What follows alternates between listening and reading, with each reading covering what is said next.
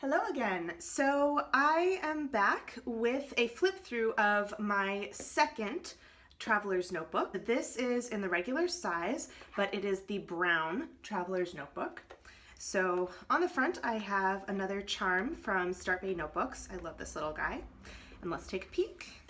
So inside, you can tell this one is not as thick yet as my black traveler's notebook. That's for a couple of reasons, which we will see. So first, I have the same zip pocket that I have. I don't actually have anything in here yet because of how I am planning on using this. So in the dashboard, I have this gorgeous, I believe it's an oil painting or gouache, I'm not exactly sure, but this was done by Haley of Haley Journals. So it's like the perfect size, so I had to just put him in here as my dashboard. I love having artwork in my various traveler's notebooks from pen pals and friends and what have you. I think it just really personalizes it. So then I've got another craft folder. Okay, so this guy is right here. Again, I haven't decorated him yet because I was kind of waiting to see how this notebook developed before I committed to a specific decoration. And inside I have another junk journal that I made.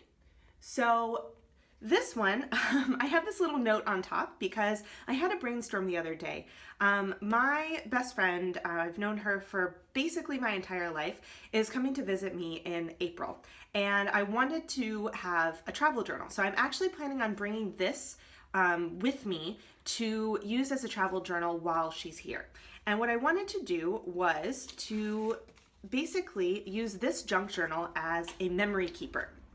So this is, the cover as always is from scrapbooking paper. So it's this vintage style like bathing and mermaid little motif going on. And on the inside, let's see, on the inside is just this sort of teal yellow pattern. So this is one, this is actually still empty. So you can see what a blank junk journal looks like. So I use sort of ephemera for different things. This is basically my perfume that I use. So I cut out a thing to make a pocket. I had a piece of just black note paper that I tipped in with black washi tape because he was quite small. I have tracing paper on the front here. And then, let's see, this is just blank sort of tan colored paper, computer paper. This is another scrapbooking paper that was a vintage sewing pattern with flowers. I thought he was really cute. So then craft paper. This is Rhodia grid paper. Then more just colored paper. This is sketch paper. I've had this stationery set for years, and they have this cute old style, and there's a little envelope from there so I can put things in there.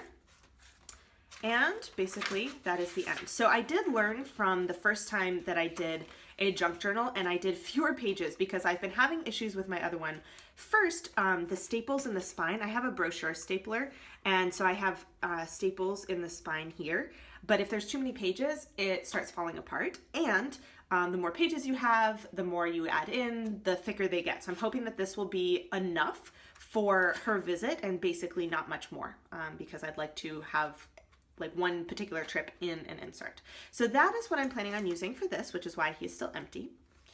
The next thing I have is my personal journal. So I actually got the lightweight paper. So it's like 160 pages. It's double the number of pages that the standard blank insert has. And so it's this wonderful feeling paper. I just recently did a decoupage cover on here. So I found this map. Let's see, I'm not sure how easily you guys can see this. I found this map tissue paper. So it was kind of a weird pattern. So I tore up bits and basically decoupaged on here. So I got this glue and you glue the bottom or like the cover, you put the paper on and then you glue on top of it. And then after, to kind of finish the edges, I used this rose blush washi around all of the edges. So I think it came out really well. I'm not sure yet if I'll put anything more on here, but I like how it looks for now. And then this is just my personal journal. So I haven't really done any other decorations. It is, just, I write in fountain pen. So this paper is wonderful with fountain pen. And yeah, this is just going to be my personal journal, and it will last for quite a long time. So yeah, I like having him in here so that when I travel, I can do a travel journal plus a personal journal. The last thing I have in here is the sketchbook that if you saw the flip through of my black traveler's notebook, you will see that I got this but took it out of that particular notebook because it really didn't fit anymore.